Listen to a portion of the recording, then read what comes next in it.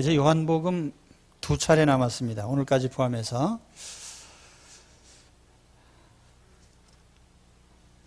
부활하신 주님께서 베드로 사도에게 내 양을 치라고 맡기신 이 부분을 흔히 베드로의 회복 혹은 베드로의 위임식 이런 제목을 붙입니다. 베드로의 회복이라고 한 것은 베드로가 주님을 3번 모른다고 부인한 것과 대조적으로 이제 주님을 사랑한다는 3번의 고백을 했기 때문이고, 또 이것을 베드로의 위임식이라고 하는 것은 베드로 사도에게 주님이 사랑하시는 양떼를 맡기셨기 때문입니다. 그러면 실족했던 베드로에게 주님이 양떼를 맡기신 뜻이 무엇일까요? 첫째로는 베드로 사도직에 대한 불변성. 하나님이 교회를 세우시고 그 교회의 양떼를 목자에게 맡기셨습니다. 그리고 그와 같은 신임은 절대적이다, 이렇게 말할 수 있습니다. 베드로 사도는 교인들이 투표해서 뽑은 지도자가 아닙니다. 주님이 뽑으셔서 위임을 하신, 임명하신 사도입니다. 그렇기 때문에 베드로 사도에게 있는 어떤 인간적인 실수나 결함 같은 것이 어떤 그 직무와 관련돼서 이 양떼를 맡은 직분을 박탈하거나 하는 이유가 되지 못한 것입니다. 이것은 인간적으로 처리할 수 있는 문제가 아니에요. 임명자이신 주님이 행하실 일이기 때문에 주님이 베드로 사도에게 양떼를 맡기시고 위임하셨다는 것을 우리는 기억해야 됩니다. 마치 우리가 어느 부모 아래에 태어난 것이 우리의 선택사항이 아니었던 것처럼 우리가 어떤 목자에게 위임된 것이 또 인간적인 선택은 아닙니다. 주님의 위임과 주님의 세우심의 결과입니다.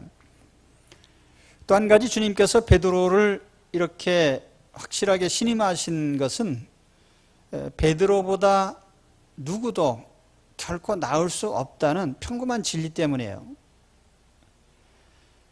베드로는 결코 신이 아닙니다. 인간일 뿐이고 결함이 많은 지도자일 뿐입니다. 베드로는 결점이 많아요. 성급합니다. 때로는 과격합니다. 피곤하면 기도처에서도 졸다가 자기도 하고,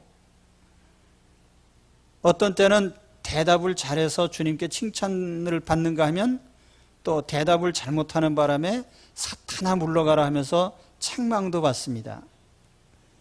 주님을 3번이나 모른다고 부인을 했고, 십자가가 두려워서 멀찍이 도망가기도 했죠. 그러나 주님은 그 베드로를 여전히 사도직에 신임을 하십니다. 이런 베드로임에도 불구하고 베드로에게 또 많은 장점이 있어요. 아마 누구를 세운다고 해도 베드로 이상의 인물이 세워질 수는 없다. 그리고 모든 사람은 다 주님 손에 쓰임 받을 뿐이지 그 결함이 주님 쓰시는데 문제가 되지 않는다는 거죠. 왜냐하면 그 부족한 부분들은 주님이 채우시기 때문에 그렇습니다. 우리가 이걸 믿고 신앙생활을 하면 은혜로운 신앙생활을 할 수가 있습니다.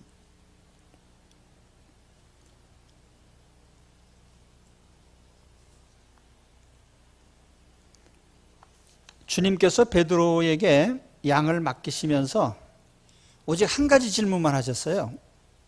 내가 나를 사랑하느냐? 양떼를 돌보는 목자의 조건은 주님을 사랑하는 것입니다. 요즘에 은퇴하신 목사님 후임자들을 구하는 광고가 우리 교회 신문에도 늘 나옵니다. 거기에 보면 조건들이 쭉 나와요. 4년제 대학교를 졸업하고 총신대학원을 졸업하고 혹은 유학을 하고 또 어떤 목회적인 경력이 몇 년이고 나이는 몇 살 정도 돼야 되고 이런 경력들이 쭉 나옵니다. 목회자의 조건. 그러나 사실 베드로는 이렇다 할 요즘으로 말하면 스펙이 없는 사람이에요. 베드로가 대학 나온 적도 없고 그렇다고 유명한 랍비 아래서 개인적으로 지도받은 적도 없어요. 그냥 물고기 잡던 어부에 불과합니다. 그래서 사도행전 4장 13절에 보면 베드로를 보고 놀란 사람들이 하는 말이 저 갈릴리의 무식한 베드로가 어떻게 저런 똑똑한 말을 하지? 사실 목자의 조건은 사랑이죠. 그런데 오늘 말씀에 보면 주님의 질문 속에 이 사랑의 두 가지 요목이 있습니다. 첫째는 사랑의 대상인데 내가 나를 사랑하느냐 이렇게 물었거든요. 양떼를 맡기면서 주님께서 혹 이렇게 질문할 수도 있어요. 네가 이 양떼들을 사랑하니? 내가 맡길 이 양떼들을 네가 사랑하지? 이렇게 질문할 수 있는데 한 번도 그렇게 묻지 않으시고 너는 나를 사랑하냐? 3번이나 똑같이 그렇게 물어봤어요. 너는 나를 사랑해? 양을 맡을 수 있는 목자의 조건이 뭐냐면 주님을 사랑하는 것입니다. 첫 번째 질문에 보시면은 이들보다 더 나를 사랑하느냐 이렇게 물으셨거든요. 그 이들보다 더라고 하는 그 표현, 그 영문에 보면은 more than these, 이게 these라고 하는 복수형 대명사로 되어 있어요. 이것은 사물일 수도 있고 사람일 수도 있기 때문에 more than these라고 하는 요 세 단어를 세 가지 의미로 해석을 합니다. 너는 이들보다 나를 더 사랑해 할 때 이제 첫 번째 해석은 이 사람들이 나를 사랑하는 것보다 너는 나를 더 사랑하느냐 이렇게 해석할 수 있습니다. 두 번째 해석은 그 more than these라고 하는 그 표현이 내가 이 사람들을 사랑하는 것보다 나를 더 사랑하느냐 이렇게 해석할 수도 있습니다. 사랑의 방향이 베드로가 이 사람들을 나보다 더 사랑하는지 혹은 이 사람들이 나를 사랑하는 것보다 네가 나를 더 사랑하는지 이렇게 양면적으로 해석할 수 있고 또 한 가지는 이 these라고 하는 대명사를 일반 사물로 해석을 하면 베드로 주변에 있는 모든 것들 있잖아요. 베드로가 좋아하는 것들 요즘 사람 좋아하는 돈도 있고 여러 가지 지위도 있고 여러 가지 있는데 이런 것들보다 나를 더 사랑하냐 이렇게 해석할 수도 있어요. 어쨌든 중요한 것은 이 부분에 있어서 가장 중요한 것은 사랑의 대상이 누구냐는 것입니다. 주님을 내가 가장 우선적으로 사랑하느냐 바로 이거예요. 여러분 제가 여러분들을 사랑합니다. 그렇지만 주님보다 더 사랑할 수도 없고 더 사랑해도 안 됩니다. 그건 조건이에요. 목자로서요. 약간은 섭섭하시겠지만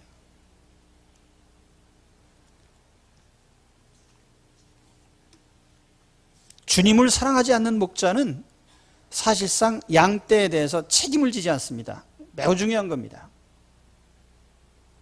그래서 목자가 주님을 사랑하고 그 양떼를 맡은 주님에게 책임의식이 있을 때 그 양떼를 끝까지 목숨 걸고 돌아볼 수 있는 거예요.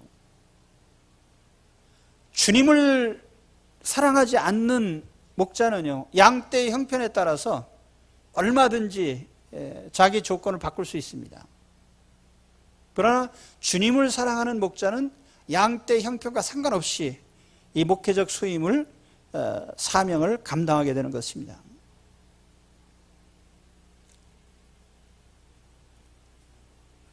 주님을 사랑하는 목자는 주님의 뜻대로 양들을 기릅니다. 때로는 양이 싫어할지라도,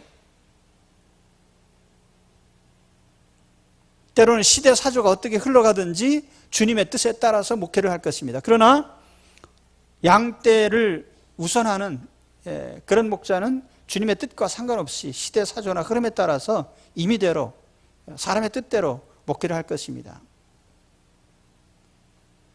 그러므로 주님을 사랑하는 것은 매우 중요한 것입니다. 이것은 주님에 대해서 책임의 의식을 느끼고 정말 주님이 주신 사명감을 가지고 목회를 하는 거예요. 이해가 되십니까? 예. 우리 장로님만 이해가 되셨어요. 예.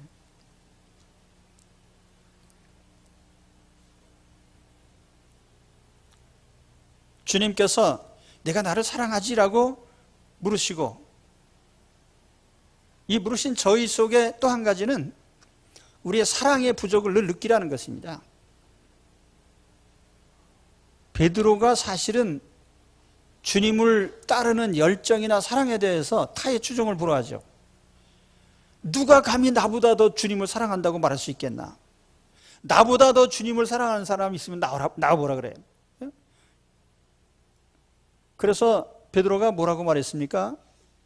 마태복음에 보면은 다 주를 버릴지라도 나는 언제든지 버리지 않겠나이다. 주여, 내가 지금은 어찌하여 따를 수 없습니까? 주를 위하여 내 목숨을 버리겠나이다. 베드로가 그렇게 얘기를 했거든요. 나는 주님을 위해서 목숨을 버리고 다 주님을 버려도 나는 주님을 안 버립니다. 이거 얼마나 자부심이 있는 거예요. 나는 주님을 제일 사랑하는 사람입니다 하는 자부심이 있었거든요.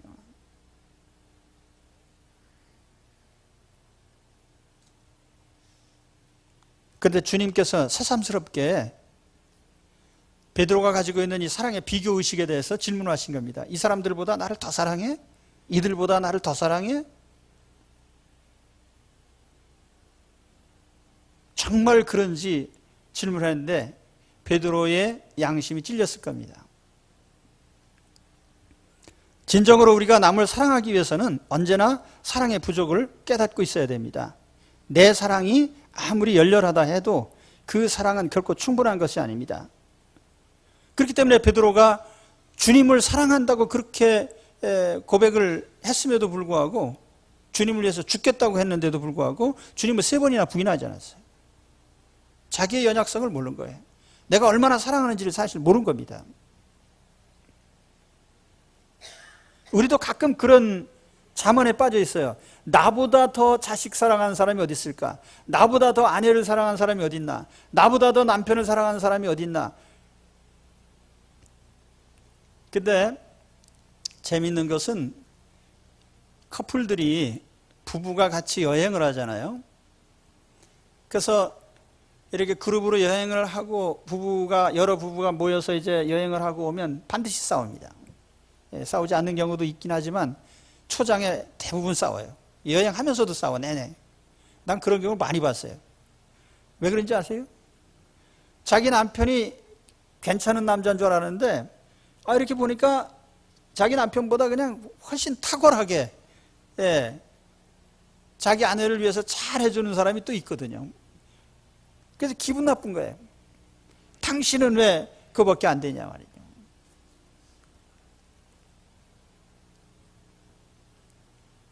사실 사랑이라는 것은 받는 자의 입장에서 보면은 아무리 많이 해준다고 해도 충분한 건 아니에요.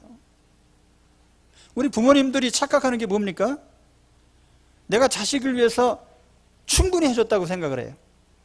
내가 돈 벌어서 먹여줬지, 입혀줬지, 교육시켰지, 돌보고 있지, 뭐가 부족하냐 말이에요. 그러나 그렇지 않아요. 또 자녀들 입장에서 보면은 자녀들이 너는 뭐든지 잘 할 수 있다고 인정도 해주고 격려도 해주고 따스하게 어루만져주고 이게 필요한 것이죠.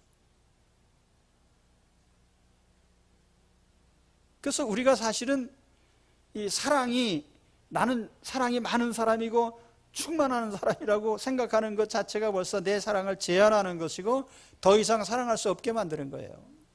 그 이상 나는 못하겠다 이렇게 되는 거거든요. 그러니까 우리가 철저히 알아야 될 것은 나는 사랑이 부족한 자라는 것을 깨닫는 것입니다. 그게 예수님께서 질문을 3번이나 하신 거예요. 야 베드로, 너 나를 사랑하냐? 네, 그렇습니다. 요한의 아들 시몬아, 네가 정말 나를 사랑해? 그 같은 질문을 자꾸 할 때 베드로가 사실은 좀 두렵고 근심이 생긴 거예요. 왜 이 질문을 자꾸 하실까? 오늘 우리가 사랑이 얼마나 부족한지를 깨달아야 됩니다. 내가 사랑이 부족한 자예요. 부족한 정도가 아니라 심히 부족한 자인 걸 아셔야 됩니다.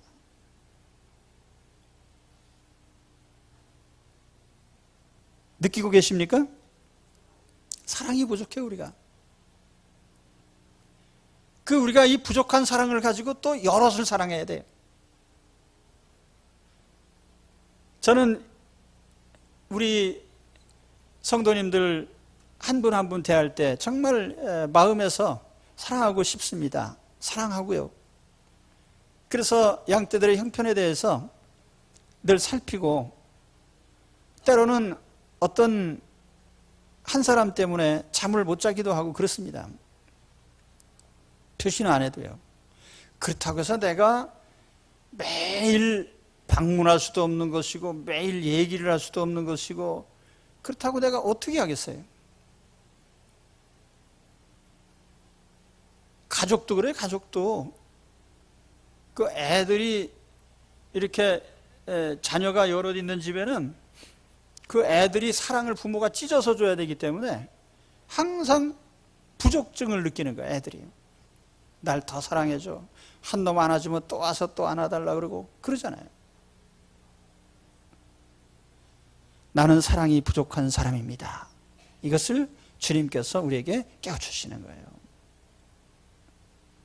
너 정말 날 사랑해? 예. 이 주님이 하신 질문을 한번 우리 따라서 해봅시다. 너는 정말 나를 사랑하니? 예.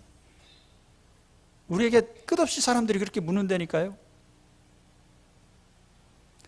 자, 주님께서 물으신 이 의도를 생각하시면서 내가 사랑이 부족한 줄 알아야 정말 양을 돌볼 수 있고 목자로 소임을 감당할 수가 있습니다.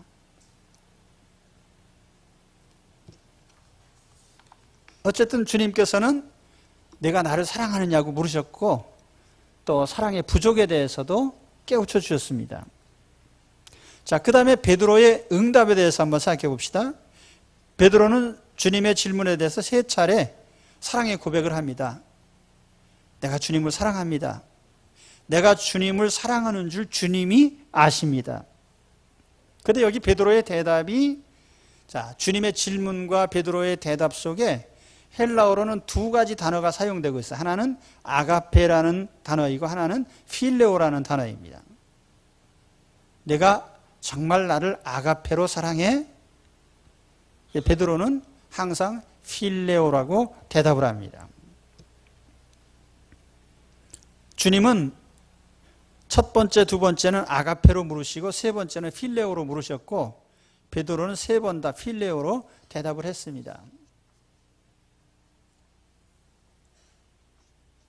여기에 전통적으로 2가지 해석이 있어요. 첫째는 아가페나 필레오가 의미상 차이가 없다고 해석하는 경우입니다.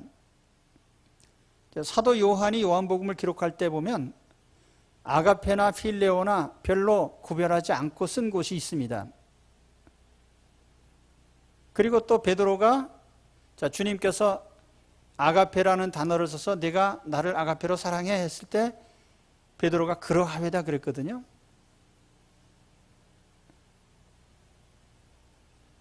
또 사실 이 헬라어 단어를 구별하는 것이 의미가 없는 것은 이 당시 베드로와 예수님 사이에 나눴던 대화가 어느 나라 언어로 됐을까요?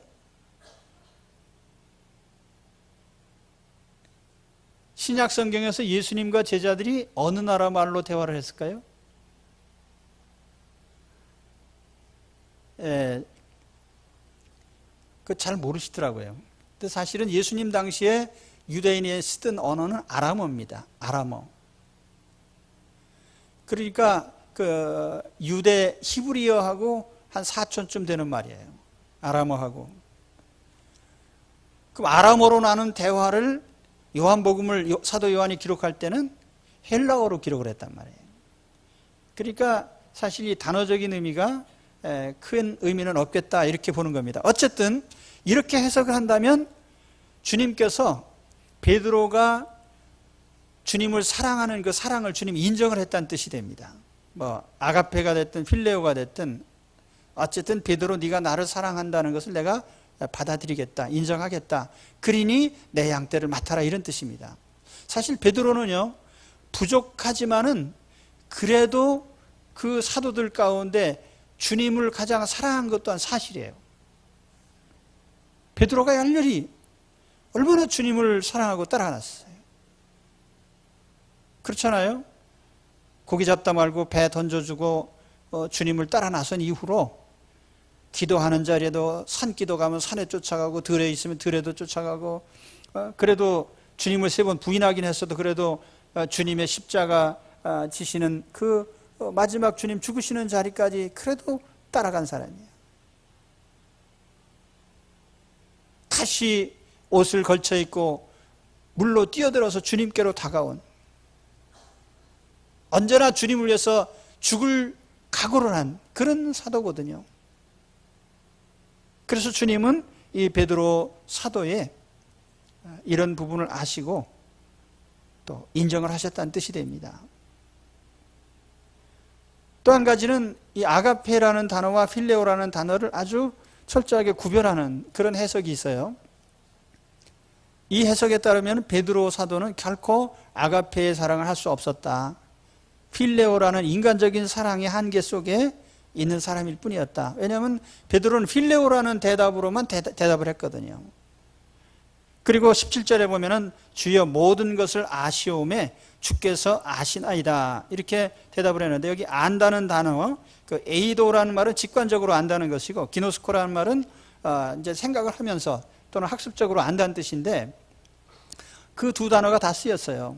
주님이 나를 얼른 보셔도 아시고 또 경험적으로도 다 아실 겁니다. 내가 주님을 필레오 정도로 사랑하는 그런 부족한 사랑의 사람인 것을 아실 겁니다. 그러나 나는 그 정도의 사랑밖에 할 수 없는 사람입니다라는 이런 고백이 되는 거죠. 그런데 그러할지라도 주님께서 인정을 하셨다는 거예요. 만약 이 해석을 따르게 되면 오늘 우리도 그렇습니다.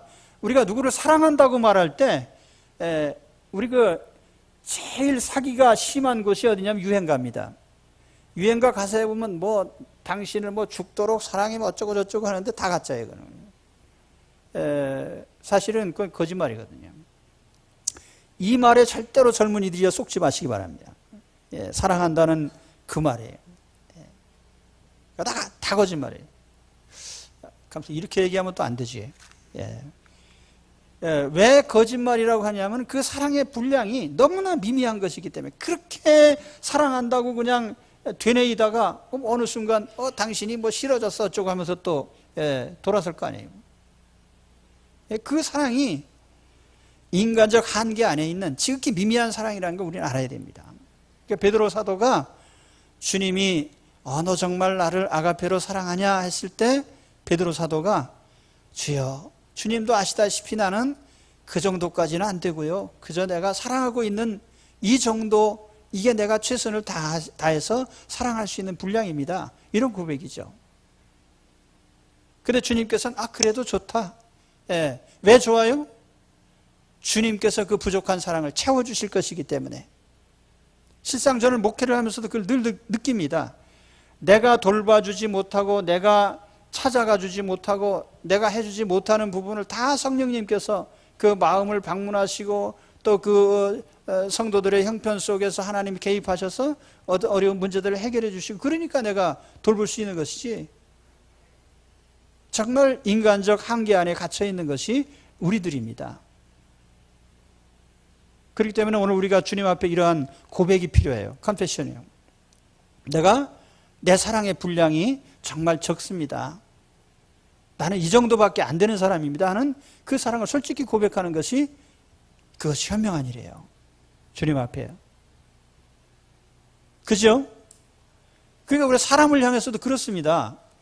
사람 앞에 야 나보다 더 사랑하는 사람이 어디 있는 줄 알아? 이러면 안 되는 거예요. 이거는. 그래 내가 너를 향해서 최선을 다해 사랑을 하려고 하지만 내 사랑이 늘 부족한 거다 인정한다. 이게 옳은 거죠. 그렇죠? 그렇습니까? 예. 이걸 시인하고 인정해야 돼. 우리 하나님 앞에. 그럴 때 주여 다 아시지 않습니까? 베드로가 몇 번 그렇게 얘기를 하는데 주님이 다 아시고 베드로가 부족한 부분은 주님이 보충해 주시고 채워주셔서 베드로가 사도직을 감당하게 하셨습니다. 할렐루야. 오늘 우리도 부족한 부분 주님이 채워주실 것입니다. 그 다음에 이제 주님께서 이러한 베드로의 고백 후에 양떼를 맡기셨어요. 15절에는 내 어린 양을 먹이라. 16절에는 내 양을 치라. 또 17절에는 내 양을 먹이라. 교회는 양들을 돌아보는 목장입니다. 오늘날의 어떤 신학자들이나 간혹 어떤 교인들을 보면은 교회 정치를 부정하고 교회 조직을 부정하는 이런 교인들이 더러 있어요. 일본의 우찌무라 간조라고 하는 그 유명한 분이 이런 운동을 한 이후로 우리 한국에도 그 영향이 좀 있습니다. 근데 분명히 아실 것은 하나님이 구약과 신약의 두 가지 중요한 기구를 만드셨는데 구약 창세기에는 하나님이 가정을 만드셨어요. 신약 마태복음에 주님께서 교회 설립을 선포하셨어요. 구약에는 가정을 세우시고 신약에는 교회를 세우셨습니다. 믿으십니까? 중요한 두 가지 진리가 있어요. 그리고 이 교회는 분명한 조직이고 주님이 임명하신 직분이 있습니다. 고린도전서 12장 28절에 보면은 하나님이 교회 중에 며칠 세우셨으니 첫째는 사도요, 둘째는 선지자요, 그 다음 셋째는 교사요. 여러 가지 직분, 은사들. 에베소서 4장 11절 12절에 보면 주님께서 하나님의 교회에 목사와 또는 선지자와 또는 교사와 목사로 세우신 것을 분명히 말씀을 해요. 그러면서 이것은 주님의 몸을 세우려고 한 것이다. 주님의 몸이라는 것이 바로 교회 공동체를 가리키는 말입니다. 베드로전서 5장의 베드로 사도가 뭐라고 얘기했냐면은 우리 하나님의 교회는 목장이에요. 거기는 목자장 되시는 주님이 주인이 되시고 또 주님께 수종드는 목자들이 있고 양떼들이 있습니다.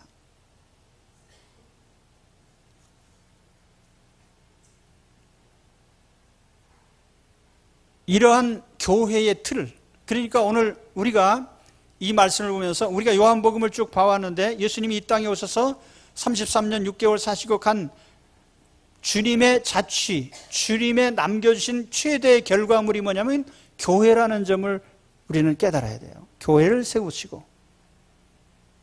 내가 이 반석 위에 교회를 세우리니 음부의 권세가 이기지 못하리라. 주님의 약속대로 성령이 오셔서 교회가 세워졌어요. 그리고 그 교회가 양떼를 돌보는 목장인데 이 목장에 주님이 목자를 세우셨습니다. 그리고 그 목자에게 뭘 맡기셨나? 오늘 말씀해 보니까 양을 첫 번째는 돌보는 일. 이게 우리가 목양이죠, 목양. 오늘 말씀에는 두 단어가 쓰이고 있습니다. 양을 먹여라 그랬고 양을 쳐라 그랬거든요. 양을 친다. 포이마이노. 그 영문으로 셰퍼드라고 이렇게 번역을 합니다. 공동번역 성경에는 돌보아라. 내 양떼를 돌봐라. 내 양을 돌봐라. 그래서 NIV 성경이나 또는 어떤 성경에는 이 take care of라고 이렇게 번역했고, 또 tend라는 말로 번역하기도 합니다. 돌본다는 뜻이에요. 목자는 양을 돌보는 사람이에요. 그러면 오늘 교회 목회자가 모든 성도들을 어떻게 다 돌봐요?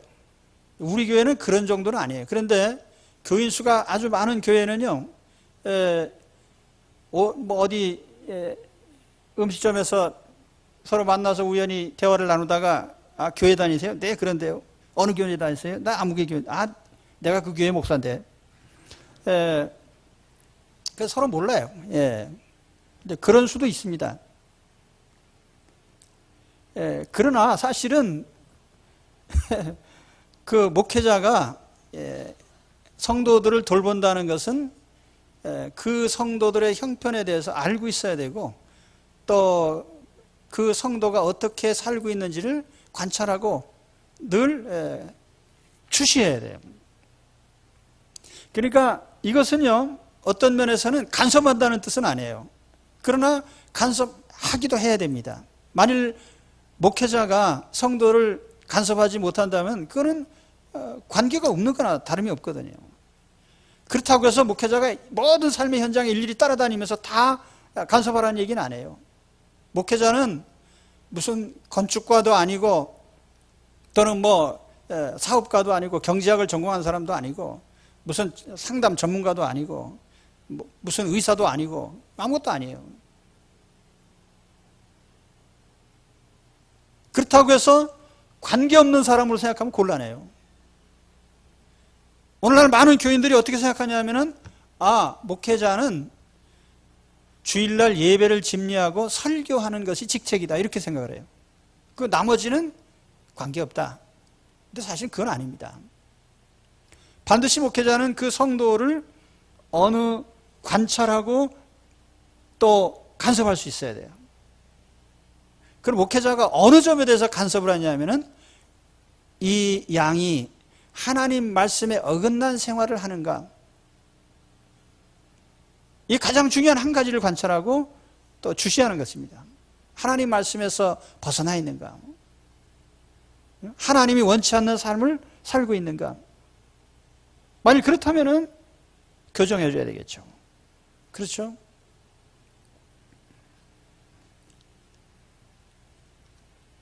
그래서 어떤 면에서 보면 오늘 우리가 목회자가 안 보는 것 같아도요, 다 관찰합니다.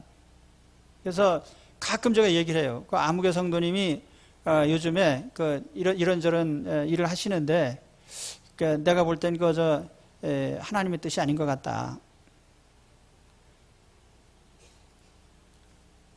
직간접적으로 제가 이 말씀을 전하지만은, 제가 이 설교를 통해서도 늘 전달해 드리고자 하는 것은, 하나님이 원하는 길에 내가 있는지를 늘 살피라는 거예요. 지금 이 말씀을 통해서도요. 그죠?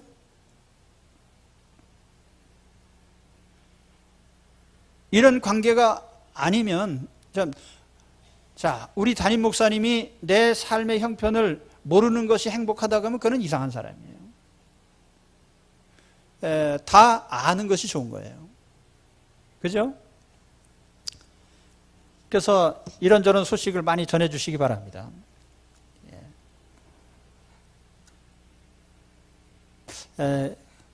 제가 청년 때는요, 순복음교회 다녔었거든요, 몇 년 동안.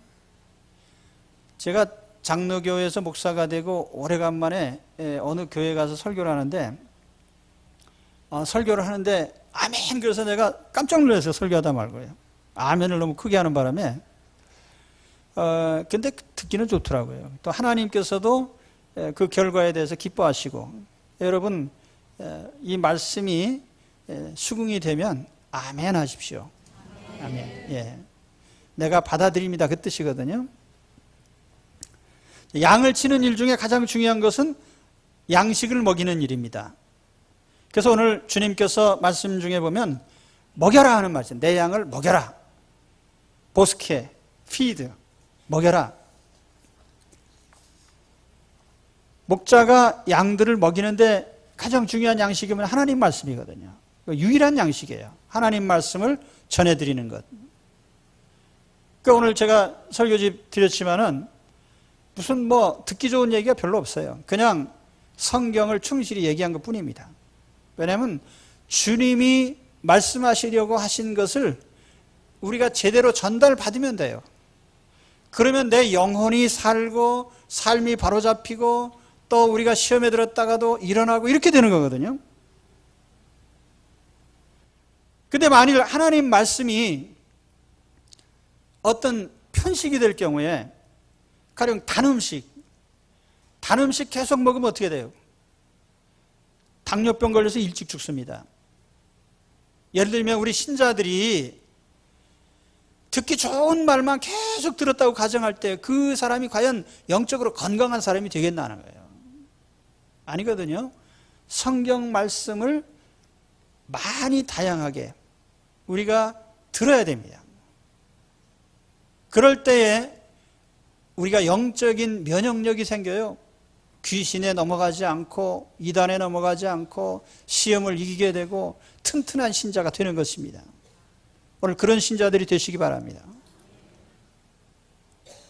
하나님의 목자가 양떼에게 주는 가장 중요한 양식은 오직 하나님 말씀이에요. 나는 선한 목자라 내가 온 것은 양으로 생명을 얻게 하고 더 풍성히 얻게 하려는 것이라. 요한복음 10장 10절 오늘 나눠드린 책 제목이에요. 그러나 선한 목자가 양떼를 위해서 가장 중요하게 해야 될 일은 목자이기 때문에 푸른 초장의 양식을 제공하는 것입니다.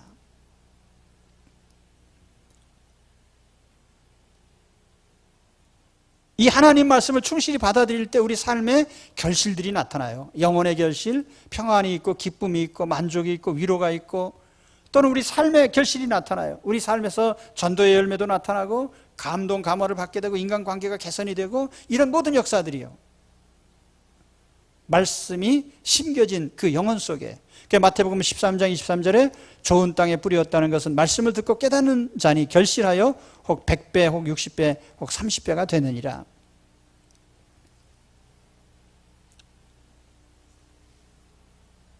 또한 이 목자가 양무리를 돌아볼 때 유의해야 될 것을 오늘 또 주님이 말씀하시는데 그것은 양무리의 다양성이에요.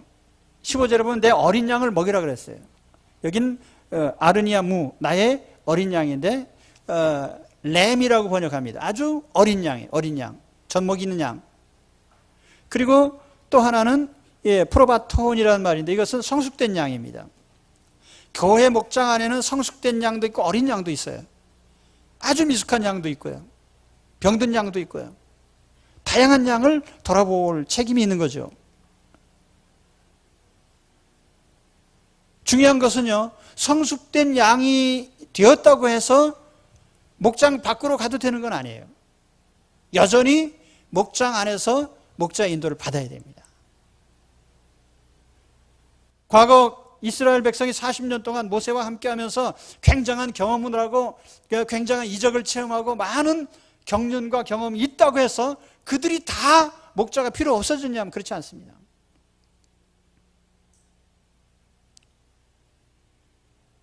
하나님께서 교회를 세우시고 인도에 가시는 방법도 동일합니다. 우리는 영원히 하나님의 양이에요. 우리 따라서 합시다. 우리는 영원히 하나님의 양이다. 인정하십니까? 하나님의 양이니까 하나님 목자를 세우셔서 그 목장 안에 돌보시도록 하신 거예요. 목자가 돌보는 게 아니라 주님이 돌보시는 거예요.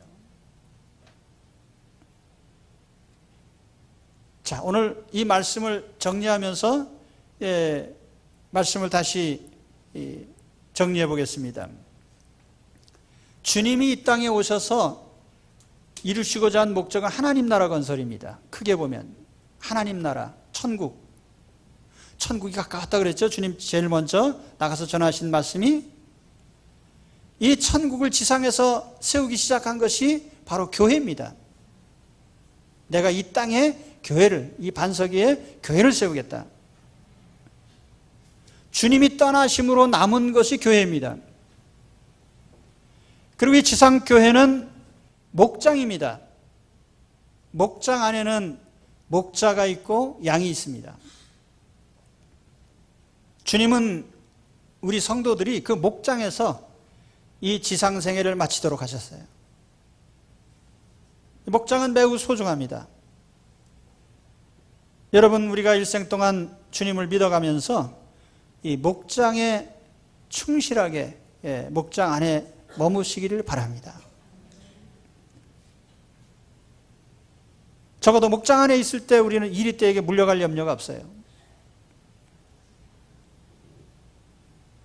뿐만 아니라 시의적절하게 양식이 공급이 돼요.